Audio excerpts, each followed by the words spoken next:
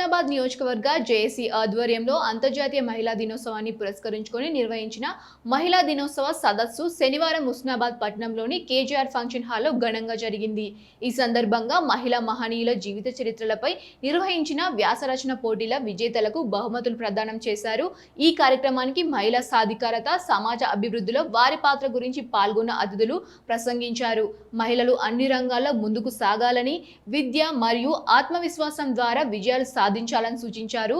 ఈ కార్యక్రమంలో ప్రముఖ వ్యాఖ్యాతలుగా ప్రజాస్వామిక రచయితల వేదిక జాతీయ సమన్వయకర్త కాత్యాయని విద్మేహి పాల్గొని మహిళా హక్కులు, చట్టపరమైన అవగాహన, సమాన అవకాశాలపై విలువైన సూచనలు చేశారు. అంతకుముందు జేఏసీ కన్వీనర్ కల్వ లక్ష్మారెడ్డి వ్యాసరచన పోటీల విజేతల పేర్లను ప్రకటించి గ్రామాల వారీగా ప్రథమ, ద్వితీయ బహుమతులను అందజేశారు.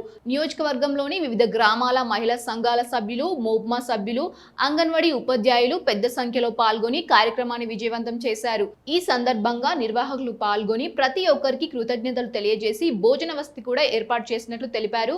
ఈ కార్యక్రమంలో హుస్నాబాద్ నియోజకవర్గ జేఏసీ కోఆర్డినేటర్లు మేకల వీరన్న యాదవ్, డేగల సారయ్య, హుస్నాబాద్ మున్సిపల్ చైర్పర్సన్ దండి లక్ష్మి, వైస్ చైర్పర్సన్ చిత్తారి పద్మ రవీందర్, మాజీ మున్సిపల్ చైర్పర్సన్ ఆకుల రజిత, మాజీ municipal vice chairperson Aileni Anitha, కౌన్సిలర్లు, మాజీ ప్రజా ప్రతినిధులు, హుస్నాబాద్ నియోజకవర్గ జేఏసీ నాయకులు లక్ష్మణ్, బైరి శ్రీదేవి తదితరులు పాల్గొన్నారు. మొట్టమొదటిగా మా అంగన్వాడీ ఐసీడీఎస్ ఆఫీస్కు రావడం జరిగింది.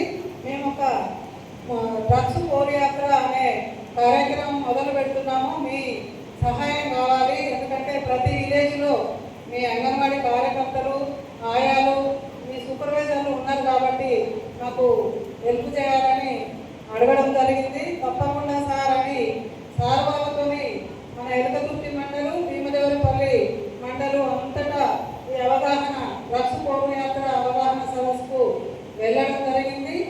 ఆ డ్రగ్స్ పోరయాత్ర ప్రతి విలేజ్లో అవగాహన చేయడం జరిగింది.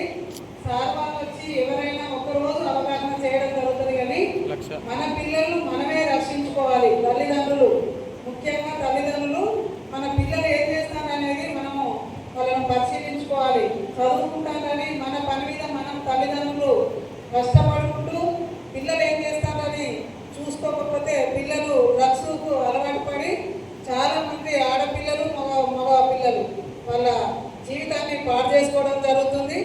ఈ అవగాహన సదస్సు కొంతవరకు వాళ్ళకు అవసరం అయిందని మేము అనుకుంటున్నాము. చాలా మంది ఇంకా కూడా వాళ్ళ పిల్లలను వాళ్ళు రక్షించుకోవాలి, చూసుకోవాలి. ఏం చదువుతారు, కాలేజీకి వెళ్ళడము, ఎక్కడ ఉంటారు, ఏందని అప్పుడప్పుడు గమనించుకోవాలి. ఎవరో చెప్తే కానీ మనకు తెలియకుండా ఉంటుంది.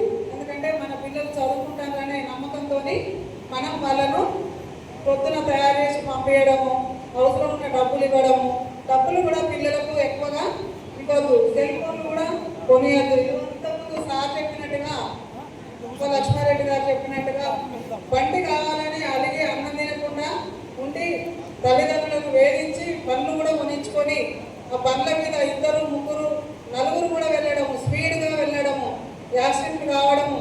ఎంతో కష్టపడి తల్లిదండ్రులు చదివించి మంచి ప్రయోజకులై మమ్ము రేపు ఏదో ఉద్ధరిస్తారనే ఆశతోని పిల్లలను తల్లిదండ్రులు ఎంత కష్టపడైనా చేస్తారు. కాబట్టి పిల్లలకు అది తెలియదు, ఆ కష్టం విలువ తెలియదు. చిన్నప్పటి నుండే వాళ్ళకు ఏది మంచి, ఏది చెడు అనేది తెలియజేసుకోవాలి తల్లిదండ్రులు. కొందరు ఏం చేస్తారు, పిల్లలకు కష్టం అనేది తెలియకుండా వీళ్ళు ఎంత ఇబ్బంది పడ్డా కానీ పిల్లలు ఏదడుగుతుంది కొనిస్తూనే ఉంటారు. అలా చేయకుండా మన పరిస్థితి ఇది అని పిల్లలకు చిన్నప్పటి నుండే అలవాటు చేయాలి. పోతే ఈ మహిళా దినోత్సవం సందర్భంగా మహిళలతో వ్యాసరచన పోటీలు కూడా పెట్టడం, మహిళలను వాళ్ళ ఘనతి బయటికి తీసుకురావడం వాళ్ళకు ఇది కూడా మంచి కార్యక్రమం సార్. జేఏసీ హుస్నాబాదు మన ఈ కార్యక్రమాలు చాలా మంచి కార్యక్రమాలు చేస్తాను సార్. వారికి మరీ ధన్యవాదాలు తెలియజేసుకుంటూ నేను ఇంకొక విషయం చెప్తా సార్. తల్లిదండ్రులు చిన్నప్పటి నుండే ఆడపిల్లలను, మగపిల్లలను తేడా చూపించకుండా ఇద్దరిని సమానంగా చూడాలి.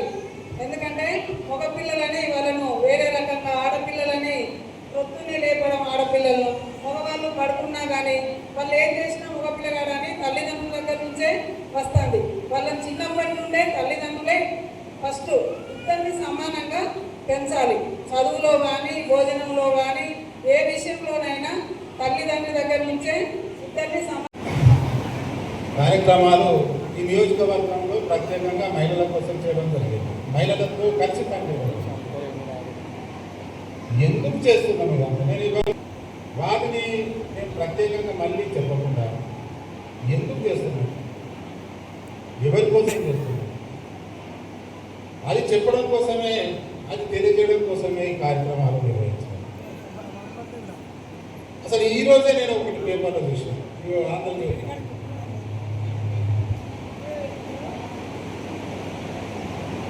భార్యపై కోపంతో కవలల ప్రాణం తీసేది. ఇవాళ పేపర్ ఇది ఎంత దుర్మార్గమైనటువంటి పని. ఇట్లా మనం చెప్పుకుంటూ పోతే చాలా రోజు పేపర్ చూసినట్టుంటే చాలా బాధాకరంగా అనిపిస్తుంది. మనం ఎంతనైతే ఒక నమ్మకాలు దేవుడిపై కానీ లేదా బాబాల మీద కానీ చాలా నమ్మకాలు, ఆ నమ్మకాలు వమ్ము చేసేటువంటి కార్యక్రమంలో ఈరోజు కూడా ఒకటి పేపర్లు వచ్చింది. ఆ బాబా చింతగింజలు మంత్రించి అమ్ముకుంటే దానికి 1,00,000 రూపాయలు ఇవాళ పేపర్లు ఆంధ్రజ్యోతిలో వచ్చింది. అంటే చింతగింజలకు మంత్రించి ఇస్తే కూడా మనం నమ్మే పరిస్థితి. అట్లాంటి చాలా కార్యక్రమాలు. అంటే మనం ఏ వైపుకు తీసుకుపోతున్నది సమాజం, ఏ రకమైనటువంటి ఇప్పుడు ఇవాళ మీరు ఇట్లా ప్రత్యేకంగా ఒకటి కోరేది, ముఖ్యంగా ఈ తల్లులను మిమ్మల్ని అందరినీ కోరేది ఏంటంటే, బయట అనేక ఫ్లెక్సీలు చాలా శ్రమ పడిన వ్యక్తులంతా వాటిని కటింగ్ చేసి ఇవాళ ఫ్లెక్సీలు కట్టింది. ఎన్ని దుర్మార్గమైనటువంటి రోజు పేపర్లలో చూస్తున్నాం. అవి డ్రగ్స్కి సంబంధించిన పిల్లలను చంపేటియా, రేపు చేసేటియా, అత్యాచారాలు చేసేటియా, హత్య చేసేటియా, ఆత్మహత్య చేసేదా, ఇలా భర్తను భార్య నమ్మలేనటువంటి ఒక పరిస్థితి ఇలా సమాజంలో నెలకొంది. ఒకరినొకరు చంపుకునేటువంటి ఒక పరిస్థితి ఎందుకు వచ్చింది? గతంలో లేనటువంటి మనం ఒక 100 సంవత్సరాల క్రితం తీసుకున్నా కూడా ఇట్లాంటి సంస్కృతి లేదు, ఇట్లాంటి పరిస్థితి లేదు. ఇప్పుడు ఈ పరిస్థితి ఎందుకు వచ్చింది? చాలా బాధాకరమైనటువంటి విషయాలు మేమందరం పెట్టుకుని దాదాపుగా సంవత్సర కాలంలో అవన్నీ కట్టలు తీసి పెట్టుకుంటే ఆ బాధను భరించలేక బాధ కలిగినటువంటి వ్యక్తులు, ఆ జేఏసీ వ్యక్తులు ఇది ఇట్లే వదిలిపెడదామా సార్ అని అంటే మరి ఏం చేద్దాం? ఎవరికి చెప్పండి, ఎవరు దీన్ని సంస్కరించుకోవాలి, ఎవరికి బాధ్యత తీసుకోవాలి? ఎన్నటువంటి పురుషాధిక్య సమాజం ఇప్పటికీ కూడా అనేకమైనటువంటి వివక్షతో ఉన్నటువంటి సందర్భం. అది ఒకటే కాకుండా మతాల పరంగా, కులాల పరంగా అనేక వివక్షలు, అంతరాలు పెరుగుతున్నటువంటి క్రమం అప్పటికి ఇప్పటికి. ఇంత అంతరాలు పెరుగుతున్నటువంటి క్రమంలో గతం కంటే మనకు స్త్రీకి స్వేచ్ఛ వచ్చింది, లేదా అనివార్యమైనటువంటి కులాల వారికి కొంత స్వేచ్ఛ వచ్చింది అని అనుకుంటున్నాం. కానీ ఒక కొత్త రూపంలో వచ్చినటువంటి సంస్కృతి మళ్ళీ అంత సంపద అంతా కూడా ఒక దగ్గర కేంద్రీకృతమైంది. గతంలో 10 కోట్లు నొడియాల 1000 కోట్లకు వచ్చింది. కానీ అదే ఒక సామాన్యుడు, ఒక పేదవాడు సంవత్సరానికి ఒక 20,000 10,000 సంపాదించుకునేటువంటి పరిస్థితులు ఉన్న వాళ్ళు ఉచితాల మీద, సంక్షేమాల మీద, పాలపిచ్చేటువంటి పిచ్చ మీద, వీటి మీద ఆధారపడాల్సినటువంటి పరిస్థితి ఇప్పటికి ఉన్నది. మనం గతం కంటే తెల్ల బట్టలు వేసుకుంటున్నాం కావచ్చు, నడిచిపోయే వాళ్ళు ఇలా కాళ్ళ తింటున్నాం కావచ్చు, లేదా సైకిల్ బోర్డుల మీద. 40లోనే ఒక వ్యాసంలో అంటాడు, రచయితలకు తామున్న ప్రాంతాలకి ఎన్నుకోబడని ప్రతినిధులు. ఎలక్షన్లు అయిపోయి మనల్ని ఎవరో కౌన్సిల్ అంటాడు, మనల్ని సర్పంచ్ అంటారు, మనల్ని ఇంకోటి అంటారు. కానీ మనం ఎన్నికలలో నిలబడం, పోటీ చేయలేదు, కాలేదు. కానీ కౌరులందరికీ ఒక వివేకం ఉండాలి. కాడోజీ అంటారు, వివేకం ఉన్నవాడే పౌరులు, వివేకం లేని వాడు కోరలు, వెలగాడు వాడందరూ. అదే పౌరులుగా మనం ఒక సామాజిక బాధ్యత ఉంది అని గుర్తించడం చాలా ముఖ్యమైనటువంటి విషయం. అందుకని వీళ్ళందరూ కూడా హుస్నాబాద్ నియోజకవర్గానికి తాము ఎన్నో ప్రతినిధులు అనుకున్నారు వాళ్ళు. ఆ ఎన్నుకోబడిన ప్రతినిధులు మరి ఏ ప్రతినిధులు వచ్చారో లేదో మీ గ్రామాలకు నాకు తెలియదు. ఈ రోజున ఎన్నుకోబడిన రాజకీయ నాయకులు మీ నియోజకవర్గంలో మీ మీ ఊళ్ళకు ఎంతమంది వచ్చారో నాకు తెలియదు, కానీ వీళ్ళైతే మీకు రోజు కనపడుతున్నారు కదా, రకరకాల సందర్భాల్లో కనపడుతున్నారు కదా. అది ఒక ప్రజాస్వామిక దిశగా సమాజాన్ని నిర్మించడానికి కావలసిన ఒక ఆచరణ. మహిళలు ఎట్లా నిలబడాలి, సమాజంలో చాలా సమస్యలు ఉన్నాయి, మహిళలు ఎట్లా నిలబడాలి కుటుంబం దగ్గర నుంచి, ఆ సందర్భం ఈ విషయం, ఈ రెండింటి గురించి నాకు ఉన్న ఆలోచనలు కొన్నింటిని మీతోటి పంచుకుంటాను. ఇంకొకటి నాకు ఇక్కడికి రావడానికి ఇప్పుడు తెలంగాణ జేఏసీ పుట్టి ఉండదలుచుకోలేదు అధ్యక్ష, అది చాలా నచ్చిన మాట. ఎందుకంటే మనం ఒక అవసరం కోసం ఒక పని చేస్తాం, చేసే అవసరం తీరినందుకు అందరం ఇక నిద్రపోవడం మొదలు పెడతాం. మనం నిద్రపోతుంటే జరగవలసినవన్నీ జరిగిపోతూనే ఉంటాయి దొంగతనం. నిజానికి తెలంగాణ ఎట్లా రావాలి, ఎట్లా ఉండాలి అనేది చాలా ఆలోచించాం. తెలంగాణ రావాలి నిజమే, అది భౌగోళిక తెలంగాణ వస్తే సరిపోతుందా, ప్రజాస్వామికంగా ఉండాలా లేదా, ఈ సమాజంలో ప్రజలంతా కూడా ఒక్క తీరుగా లేరు, కులాల వారీగా వివక్షతలు ఉన్నాయి, స్త్రీ పురుష వివక్షతలు ఉన్నాయి, ప్రాంతాల వారి ఈ తెలంగాణలోనే వెనకబడ్డ మొత్తం తెలంగాణలోనే వెనకబడ్డ ప్రాంతాలు ఇంకా ఉన్నాయి. అందువల్ల ఈ అన్నింటి మధ్య ఒకటే, అన్ని పిడుపు బియ్యానికి ఒకటే మంత్రం మనకు ఒక సామెత ఉంటుంది. అట్లా అన్నిటికీ భౌగోళిక తెలంగాణ సమాధానం అవుతుందా అంటే కాదు.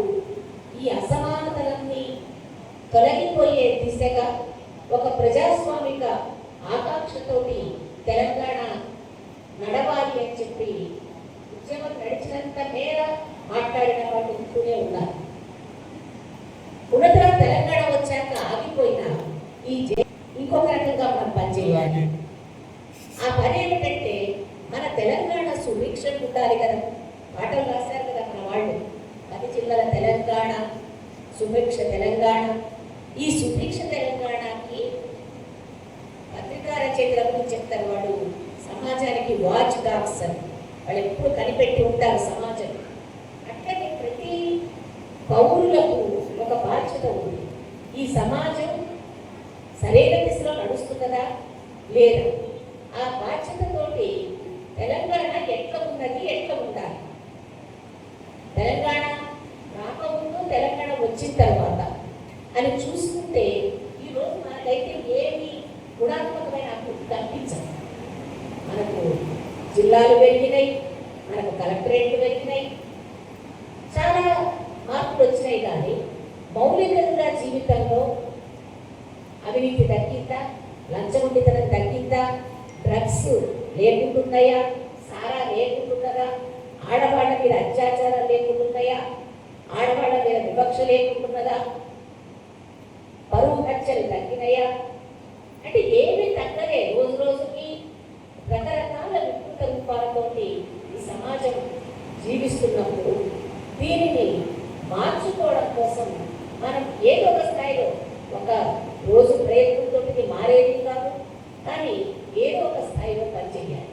అది నన్ను చాలా డ్రగ్స్ వ్యతిరేక ప్రచారం కోసం ఒక పెద్ద ఉద్యమం 2 నెలల పాటు ఉద్యమం నడపడం వేసవిలో, అది చిన్న విషయమే కాదు.